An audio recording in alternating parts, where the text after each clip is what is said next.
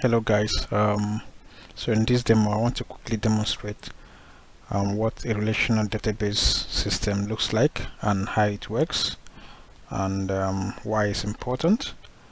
So this system I have here is it's a system I am working on kind of in a different platform. um, so so on this system we have the contacts. These are like the different tables in the system, like the company contact list and all that. So I'm just using the contacts table to demonstrate this. So we're on the contacts table and we have several contacts on this system. Actually they are up to 59,221, right?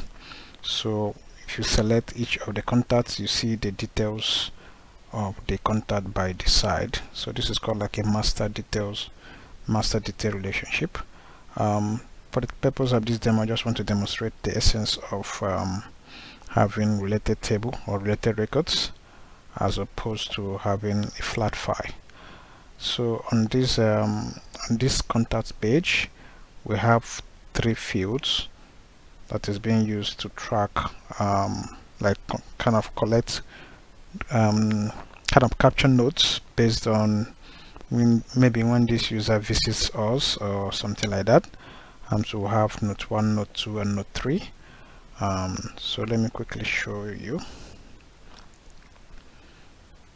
So on the schema, so we have, these are the 3 fields, note 1, note 2 and note 3, right? Good. So here, for example, the John English comes on the first day and we record this note for him. On the second day we record this note. This is for the second visit. So probably maybe after like 2 weeks he comes back again and we record another note. This is for the third visit. Great, everything seems fine, everything seems working. Then there's a problem. Maybe after the 3rd week he came back. So where are we gonna enter the note for the 4th visit? That's a problem, right? So what do? We go back to the database and say, okay, we need to add another field, the 4th one. So we quickly go to the database.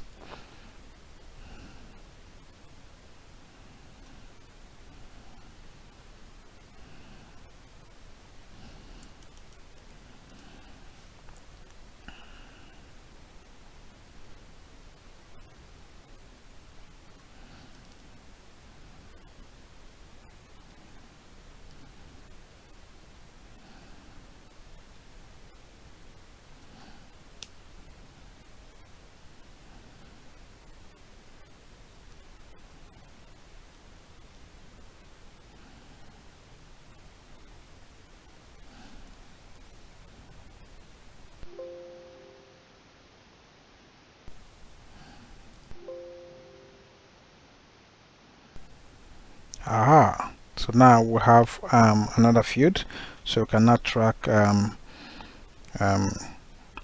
Mark English 4th visit. Say this is for the 4th visit. Everything seems fine, everything is working fine, everybody's happy. So what happens after maybe 2 weeks?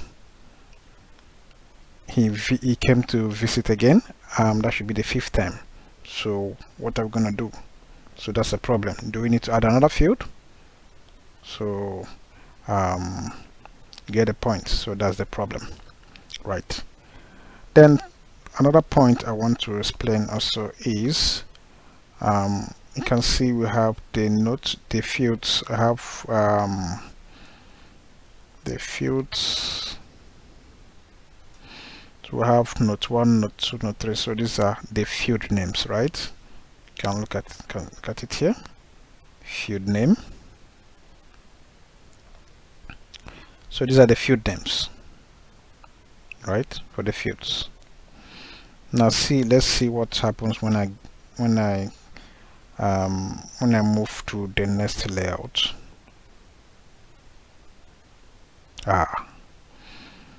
we have, this is for the first visit, and we have something else to say first visit note, second visit note, third visit note. Check another one. It changes. Please enter the first note for this contact, and we're still having the same information, right?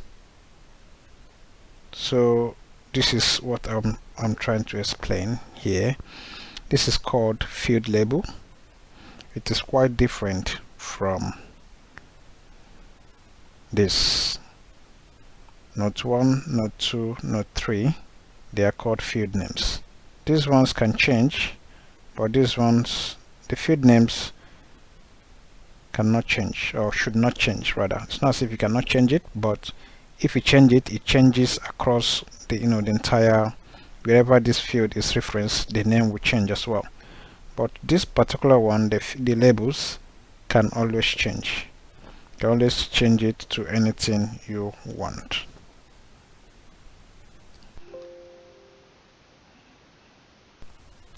Right? So I want us to take note of that. The essence of having field labels is just to kind of visual representation of the field. In the database design, the field names are usually very they are basically very concise and very straight to the point, because they are being used or referenced in other systems as well. So it's it's kind of good practice to keep it very short. But with the field labels, you can now change it whatever you want, to whatever you want, and kind of give the user the visual understanding of what information is needed. Right.